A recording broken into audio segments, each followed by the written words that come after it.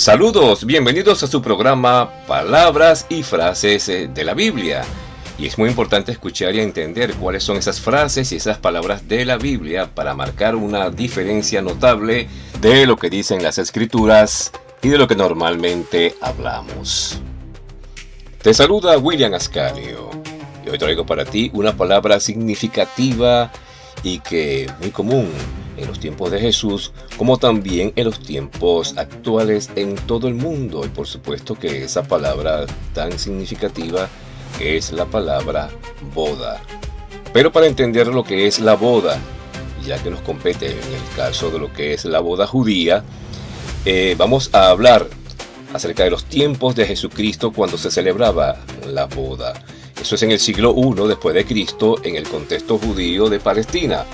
El matrimonio seguía costumbres ancestrales judías que combinaban aspectos legales, familiares, sociales y religiosos. No era principalmente una unión romántica, como por elección individual, como en la modernidad actual, sino un pacto familiar con implicaciones económicas, sociales y de alianza. La estructura típica del matrimonio judío en esa época. El proceso tenía dos etapas principales que a veces estaban separadas por hasta un año para poder concretar el matrimonio. Número 1. Desposorio o esponsales. Erusin, Kiddushin, en judío, en el idioma hebreo, era vinculante legalmente, casi equivalente al matrimonio actual. Incluía acuerdo entre familias, generalmente arreglado por los padres, priorizando beneficios mutuos económicos y estatus o alianza, que ha existido, digamos, en todo lo que es la antigüedad, donde el padre, si quería, colocaba y entregaba a la hija al mejor postor por conveniencia familiar, y todavía se ven en algunas culturas en el mundo. Pago de un mojar, precio de la novia por parte de la familia del novio a la del padre de la novia como una compensación. Era como decir mantener una dote, algo que requería o demostraba que podía sustentar a esa hija por parte del novio y de la familia del novio. Por perder a una hija trabajadora, también se daban esos tipos de convenios y también regalos a la novia. Lo podemos ver también allá en Génesis cuando Raquel es invitada por parte de Isaac para que sea su esposa, y le deja regalos y le deja también una manera a la familia de dar y demostrar que podía sustentarla. Firma de un contrato, Ketubak, que protegía los derechos de la mujer, especialmente en caso de divorcio o viudez, para no dejarlas abandonadas ni tampoco pobres. La novia pasaba a ser considerada esposa legalmente. La infidelidad se trataba como adulterio y solo se disolvía por divorcio, una forma que se mantenía para proteger, que de luego, por supuesto, fue totalmente mal utilizada y se abusó de ese contrato de divorcio. Durante este periodo la pareja vivía separada. Se podían comprometer, se decían que estaban incluso casados, pero estaban separados por un determinado tiempo hasta encontrarse. Número 2. Boda propiamente dicha. El Nisuhin, la celebración como tal.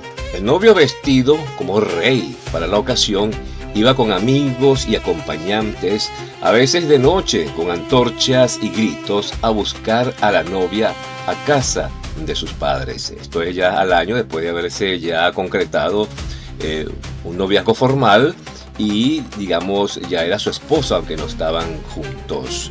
Y ahí podemos ver un ejemplo de eso en Mateo capítulo 25, en la parábola de las 10 vírgenes. Procesión festiva hasta la casa del novio o padre del novio. Banquete de bodas que duraba 5 a 7 días o más, con comidas, vino abundante, música, danzas e invitados. Era una gran fiesta comunitaria. Quedarse sin provisiones, especialmente del vino, era una vergüenza grave para la familia del novio. Pero estamos hablando que una gran celebración, era una participación en una boda. Prácticamente toda la comunidad de ese sector o ese lugar estaban invitados a esa boda. Por eso es que no era una simple boda de un matrimonio de un día, de unas cuantas horas, sino una boda completa. Y por eso que en los tiempos de Jesús vemos que él hizo un milagro con el vino, con el agua en vino, pero eran varios jarrones, porque era mucha gente alrededor, y duraban también 2 y 3 días de celebración. La novia se preparaba ritualmente, la purificación. La pareja se coronaba temporalmente como rey y reina de la fiesta. Consumación del matrimonio, y la pareja comenzaban luego a vivir juntas. Otras características son la edad. La mujer solía casarse muy joven, alrededor de 12 a 15 años, y los hombres un poco mayores, entre los 18 a 20 años o más. Monogamia. Predominante en tiempos de Jesús, la poligamia había disminuido mucho, aunque era tolerada en épocas anteriores, en la época de los reyes o los hombres ricos. Divorcio, permitido principalmente como iniciativa del marido por diversas causas, según interpretaciones rabínicas como la de Hillel o Shammai, pero Jesús enseñó una visión más estricta, cercana a la idea original de Génesis, como la unión indisoluble. Esto es maravilloso. El matrimonio simbolizaba la alianza entre Dios e Israel, y más tarde en el cristianismo entre Cristo y su iglesia.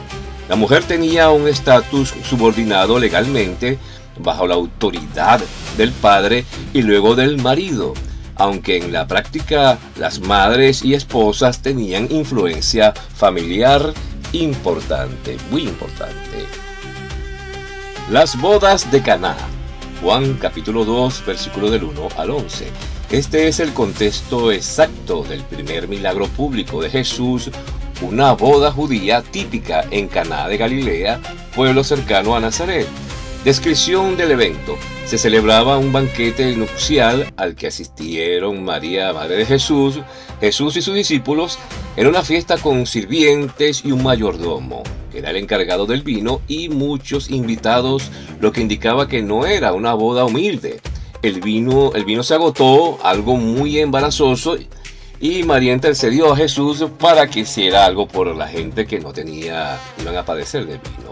Jesús convirtió agua de las tinajas de purificación ritual en vino excelente y abundante. Unos 600 a 700 litros se convirtieron en vino. Esto muestra que era una celebración comunitaria y festiva, con provisiones generosas esperadas, música y alegría típica de las bodas judías, como decía yo al principio. El milagro resalta la abundancia mesiánica, el vino nuevo, como significado de los tiempos de salvación. Jesús trae el vino nuevo, la renovación, que es la salvación, la esperanza de salvación, y la presencia de Jesús como bendiciendo el matrimonio, bendiciendo la unión de él con su iglesia. Comparaciones, similitudes. El matrimonio en Caná era completamente representativo de las costumbres judías del siglo I. No había nada excepcional en la estructura, desposorios previos, banquetes de varios días, un rol del vino, etc. Jesús y María participaron como invitados normales en una fiesta familiar galilea. Diferencias o aspectos destacados. Presencia de Jesús. Su asistencia valida y santifica el matrimonio como algo bueno y gozoso. Contrario a visiones ascéticas, el milagro transforma una situación de carencia en abundancia, simbolizando la nueva alianza, agua de purificación judía, vino de alegría mesiánico en Cristo Jesús. Así se significaba pues ese hecho de las bodas. Significado teológico. Mientras las bodas normales celebraban una unión humana, Caná apunta a la unión nupcial entre Cristo, el esposo, y su iglesia, la esposa, un tema recurrente en el Nuevo Testamento. El vino superior al final simboliza cómo Jesús trae lo mejor en los tiempos nuevos. En resumen, el matrimonio en tiempos de Jesús era un pacto familiar festivo y duradero, centrado en la comunidad y la alianza. Las bodas de Caná ilustran perfectamente esas costumbres, pero Jesús las eleva con su presencia y primer signo marcando el inicio de su ministerio y anunciando la plenitud de la salvación. Hoy muchas tradiciones judías, como la Yupá, siguen elementos de aquella época. Y si quieres saber más acerca de ello, pues búscalo en tu Biblia. Así que será hasta el próximo programa. Recuerda darnos un clic en la campanita y que Dios te bendiga.